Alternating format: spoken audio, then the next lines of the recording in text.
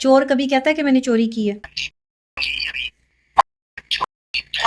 Time देता है। घटिया आदमी है। तो आप इसकी शक्ल देखना पसंद ना करें। मैं तो इनसे माफियां तलाफियां करती रही अपना घर बसाने के लिए, मेरी गलती भी नहीं थी, मैं फिर भी जो है इनके आगे झुकती रही। तो इसकी माँ ने कहा कि हम तुझे देंगे, यहीं पे तुझे दफन कर देंगे। वो इसकी गर्लफ्रेंड की जो जो चैटिंग इसके साथ हुई है वो भी जो है वो पढ़ के सुना दी। उसने कहा कि आपकी मेहरबानी है, मेरा अब इसके साथ, मैं इस घटिया आदमी के साथ जो है वो रहना नहीं चाहती हूँ। इसकी 2-3 और लड़कियां जिन्हें ये डेट पे जो है वो बुलाता था, उनका सिर्फ इतना कहना है कि उसने मेरे से धोखे से शादी की, उसने मेरा फेम लिया। 8-8 घंटे घर से गायब रहती थी मेरी सास जो है मेरी शादी के बाद। पता नहीं कौन से काले लम जो है वो करवाने जाती थी। अच्छा तो पहले जान छुड़वा लेता, फेम लेने की क्या जरूरत थी? इसने तलाक का नोटिस जो है वो लगा दिया। और ये इतना जाहिल आदमी है कि इसने जो है वो एड्रेस समेत लगा दिया। दूसरी तरफ से ये कहा जा रहा है कि आपने जो इल्ज़ाम लगाए हैं वो गलत हैं, ना कभी पी2पी और ना ही कभी गाली गलौज। आप क्या कहती हैं इस हवाले से? अच्छा, गाली गलौज नहीं हुई कभी भी।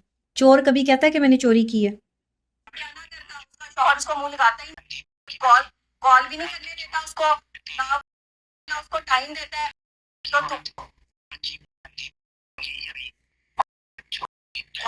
टाइम देता है। इतनी बड़ी गालियां, इतनी तरबियत गालियों की, इतनी बड़ी गालियों की ट्रेनिंग, ये कोई शौहर अपनी बीवी के लिए ये अल्फाज इस्तेमाल करता है? बिल्कुल नहीं। खुद बताएं मुझे, इंसाफ करें। ये तो गलत बात है। ये गलत बात नहीं है। अगर आप इसको तशद्दुद करते हुए देख लें कि ये कितना घटिया आदमी है, तो आप इसकी शक्ल देखना पसंद ना करें। आपने कभी 15 पे कॉल की इस नहीं, हवाले मैंने से? 15 पे कभी कॉल नहीं की। मैं क्यों अपने नहीं घर की? का मामला जो है वो बाहर लाना नहीं चाहती थी, मैं घर बसाना चाहती थी। मैं तो इनसे माफियां तलाफियां करती रही अपना घर बसाने के लिए, मेरी गलती भी नहीं थी, मैं फिर भी जो है वो इनके आगे झुकती रही कि ये गालियां किस बिना पर दी गई, क्या वजह थी? कहता था मुझे लड़कियों से ना रोक। और मेरे घर में जो है वो मैं 8-8 घंटे रहूं, 10-10 घंटे रहूं, मैंने तुझे ना वीडियो कॉल करनी है, ना मैंने तुझे कॉल करनी है। मैं कहती थी मैं बीवी हूं, मुझे पता होना चाहिए। तुम लोग मुझे घर में घुसने नहीं देते, घर में आने नहीं दे रहे, क्या पता तूने वहां पर दूसरी शादी कर रखी हो, कोई और औरत रख रखी हो, मेरी घर में एंट्री बंद की हुई है, मेरा सामान उठा के बाहर फेंक दिया तुम लोगों ने, तुम्हारी माँ मुझे घुसने नहीं दे रही। चल क्या रहा है उस घर में? ये गालियां कब की हैं?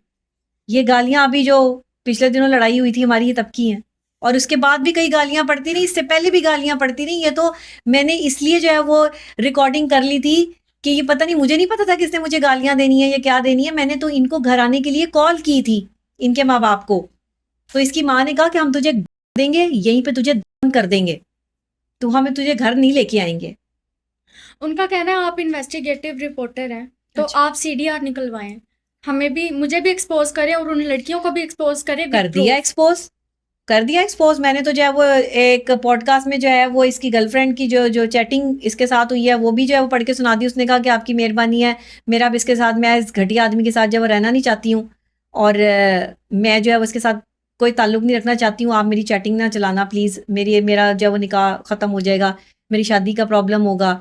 इसकी 2-3 और लड़कियां जिन्हें ये डेट पे जो है वो बुलाता था, और जो बुलाता था उन्होंने भी ये कहा कि देखिए हमारी इज्जत का सवाल है, हम अपनी इज्जत को छुपा के जो है वो बैठे हुए हैं। आप तो बहादुर हैं, आप तो सह लेंगी, लेकिन हमारी आगे पूरी लाइफ जो है वो खराब हो जाएगी, लोगों को पता चल जाएगा कि हमारा इसके साथ रिलेशनशिप था। उनका कहना है कि डॉक्टर नबीहा के पहले शोहर थे जो, वो भी टॉर्चर की वजह से ही फोत हुए। नहीं, ये शौहर के साथ था। उनका कहना है कि इसे कैसे उनके पता? ऑफिस में जाके उनको जलील करती होती थी। अच्छा, इसे कैसे पता इस बात का? ये कहाँ से इसने जो है वो बात उठाई है? उसके ऑफिस में जाकर मैंने कैसे जलील किया उसको? इसके पास क्या सबूत है? उनका सिर्फ इतना कहना है कि उसने मेरे से धोखे से शादी की, उसने मेरा फेम लिया, उसने मेरा वक्त जाया किया। 8-8 घंटे घर से गायब रहती थी मेरी सास जो है मेरी शादी के बाद।